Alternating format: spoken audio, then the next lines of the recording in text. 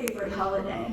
But when I can say in good conscience, no, a large percentage of the community or a large percentage of our staff, this is what they want. I am only a voice. And I don't get traction to get 6 other votes with me if I'm a voice just for 1 or 2 people. I have to know that I've got a backing of a community behind me. So if that's something that's of a big passion, and you say, if you're gonna spend $129,000 this year, this is what we want. We listen to people all the time on what they want, what they don't want near their neighborhood. But we can't make decisions based on 1 person coming or 2 people coming. It really does need to be a community voice for us to be able to make a kind of decision that costs all the taxpayers money, that gives every single employee in the city of Lakeland a day off. It's a big deal. And so it does need to be a community grassroots effort. I'm not saying you have to have thousands of emails come in, but I need to have more than a couple to be able to, I think that's what we were saying. So that's, the compassion is, I have 6 children. They all would like me to do their favorite thing for them. I have to listen to them all, and they can't all get their way all the time. But if even a majority of my kids start to say, no, this is really important, then you're like, okay, let's figure out how we can pay for it.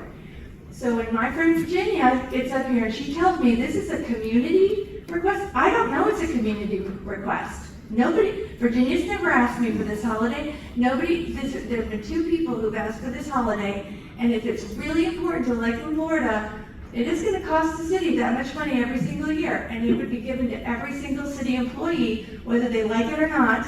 And so it is a big deal. It takes discussion, and it's not to be a one-on-one personal fight. It's to say, get those who care about this to make sure we know, so that then we can say, oh, it's not just Deputy Madden or the mayor forcing this on our citizens to pay for. It's because we really heard from our citizens that it's important. And so thank you, Virginia, for coming up. And at least I know now there's at least 3 people who really care about this in our community, and there might be a lot more. But that's what I like to hear, is from the people I know and I respect, that it's more than just 1 person hoping that we are going to spend money on a project that I'm going to get criticized from all the rest of the constituents. Why did you do that? Whatever it is. And I have to be able to say, because that's what the people in my city want. And all that being said, we're in this together, okay? And so I want you to hear that, Mr. Kermit, because I know her heart, and I'm not asking you to respond to this. I'm just saying, we will consider these things good.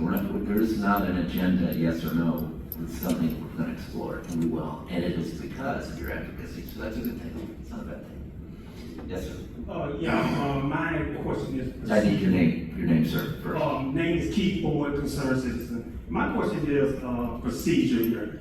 I heard the statement that you have about 10 holidays, plus you have a flex day that employees use for whatever holiday that they want to work off personal time.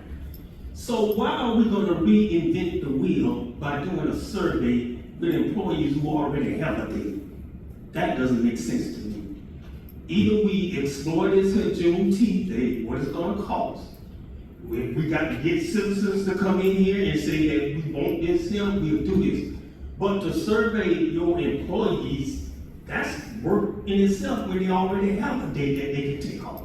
It doesn't make sense to me. It really doesn't. Arguable.